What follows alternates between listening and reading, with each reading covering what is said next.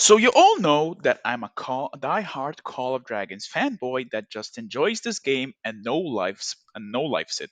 So as a fan and as someone that's really passionate for the game, I feel like the game is still missing some stuff that I believe will absolutely transform the game and set it up as the market leader in the RTS genre, even bypassing its predecessor Rise of Kingdoms and its so many competitors. So in this video I'm going to be discussing some topics that I believe that will absolutely transform the game, make the experience of playing this game so much better, and ultimately earn the developers more money because, after all, Call of Dragons is a business, and when the developers are happy, the players are happy as well from all the features that will come out.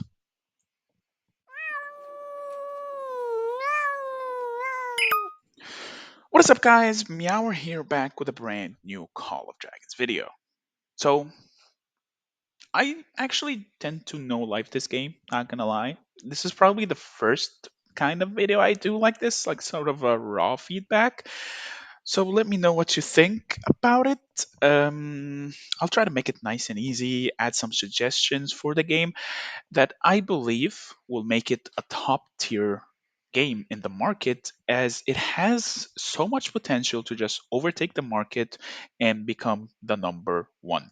So let's just discuss some stuff that I believe will absolutely transform the game and stuff the game desperately needs to add, starting with a hero token exchange system. I know they had mentioned something similar coming about it, but still, we desperately need it, especially for the older players. I know free to play don't might not have the same issue, but still, later down the line, they will also start having the same issue. So we kind of need a hero exchange token for all the commanders that we've already awakened. Let it be exchange it in a ratio for maybe 1 to 3, or exchanging 3 heads from an old commander will give us one universal, or like whatever the ratio is. I'm pretty sure everyone will take it, as it will make players very happy. And the moment players see that they're able to turn their old investments into something better, they will not be scared of overinvesting in stuff, thus, in the end, spending more money, which is ultimately the goal of games like this. Another thing that I would love to see added is an exchange system for the speed ups. I'm pretty sure later down the line, once everyone starts hitting their T5 markers or finishing their constructions or whatever, they're going to have a bunch of speed ups just laying there, rotting in their inventory, doing absolutely nothing, especially because events later on in multiple seasons and account progressions still give building speedups and they still give research speedups. But if you're already maxed out on building and research speedups, then what's the point of getting them? If anything, I would love to see a way that we can exchange those speedups into universals, or into troop training, or into specific speedups as well. No matter what the ratio, it's always nice to just get rid of stuff we have rather than have it sit and rot. It's just an opportunity cost that just benefits no one in the end, because again, if players are able to exchange tokens and exchange speedups, they will not hesitate to maybe late game buy out the City of Hope, buy out Path of Knowledge, not feel like they've wasted their money if they've already maxed out stuff. I'm sure there is maybe a different way to come about, but that's just my opinion on the matter. Another thing I would love to see happen in Call of Dragons is sort of like an arena mode in the campaign. You know how in the campaign you're in just pure PvE, you send out your marches and you go fight the environment. I would love to see some more PvP events, because in general, Call of Dragons is a PvP game, but most of the events seem to be in the PvE realm, such as Eliana Crisis, A Fine Haul, Behemoth Hunter, for Breaking Through. All these events are just pure either spend X to get Y, or spin the wheel, or just collect this, that, and that, and you'll get some rewards in the end. I would love to see some more PvP based events, such as an arena, such as maybe something like Champions of Olympia and Rise of Kingdoms. I think that's the PvP event. I'm not sure what's it called, to be honest, but I'm just throwing stuff off the top of my head, especially because In the end, when players have higher retention in the game, they have a higher chance of spending money in the end, and that also benefits the game far more in the long run than making decisions for in the short run. Another thing I would love to see as that the game is advertised as it has free healing, but nerfing free healing constantly falls into the regard that yes, we hook players into free healing, but later down the line, free healing ends up not being as well. So I would love to see a separate tree or a separate system for the policy healing or the elixir production in general, and just maybe buff it, make it completely separate from resource healing. Because in the end, in big wars, either way, you're gonna one way or another, you're gonna end up having to resource heal in order to keep up. So gatekeeping elixir healing buffs just for the sake of buffing resource healing makes no sense. If anything, having them both be really strong will never go wrong because more players tend to fight, meaning they can spend more money in order to improve their accounts and keep up with the fighting process. Of course, just straight up nerfing elixir healing for the sake of buffing resource healing will never work out in the long run because the majority of the player base are free to play and the low spenders.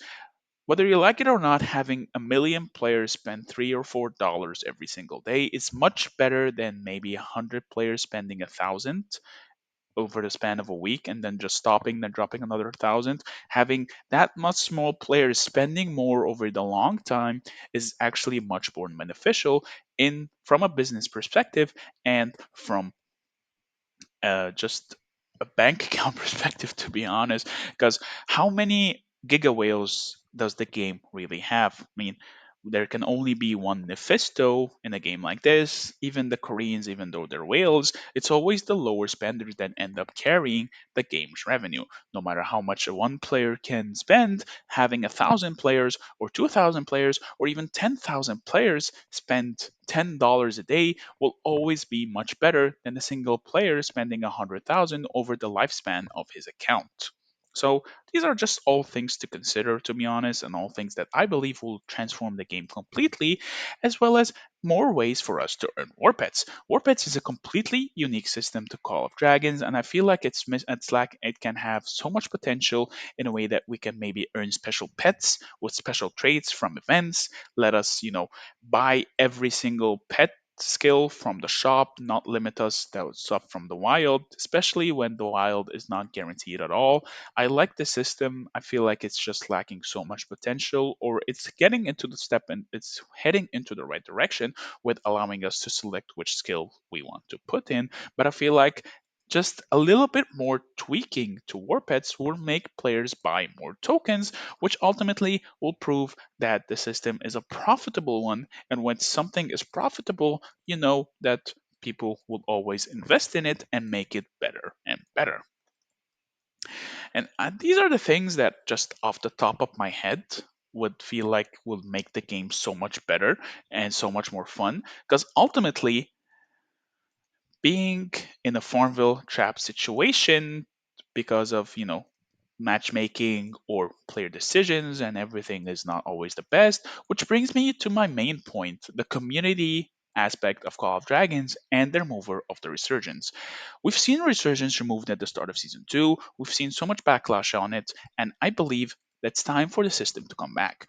You can keep the Peace Island, people can still go to it, but what's the point of limiting player movement and making and forming friendships across different regions? Say, for example, I'm not happy in my alliance at the start of the season, and or something big happened at like zone 2 and I want to move away and go somewhere else, or I've made friends in another zone or whatever, I want to switch. Why should I be limited in my options and just be depressed or be annoyed in playing and having to wait all the way till the very last week of the season when I can research to the other zone? Sure, the penalty is very painful, but I think it's worth having that penalty if it means players will get to play with their friends. The whole idea of allowing resurgence will allow back betrayal and all that stuff, that is nonsense, and that is just player specific experiences, and it should not dictate how other players play the game. or have or how the mindset of approaching the game be. Betrayals will happen everywhere and anywhere, even in real life. It's just the course of life. You can't really limit it. If anything, embrace it, play around it, figure out strategies, because in the beginning and the end, this is a game after all, and we all want to have fun. So what's the point of limiting the community aspect of the game? Because after all, games like this start out for the gameplay, but players tend to stay for the community. And that is it for my 2 cents on stuff that I believe will transform Call of Dragons into a whole different game and put it in a completely different league from its competition and just straight up take over the market. Let me know what you guys think in the comments down below. This is probably I think I ramble too much, but you get my point. I guess you get my point. You get my point. So let me know what you guys think in the comments down below. Do you agree with the points I have? Do you have different opinions? Do you have stuff that you would like to share in the form of feedback? I believe I can sort of set something up and somehow forward it to the developers if it's all within reason, of course. But on that note, I hope you like this video, and if you like content like this, please be sure to drop a like. Don't forget to subscribe, join the Discord, the link is in the description, and I will see you in the next video. Meow meow!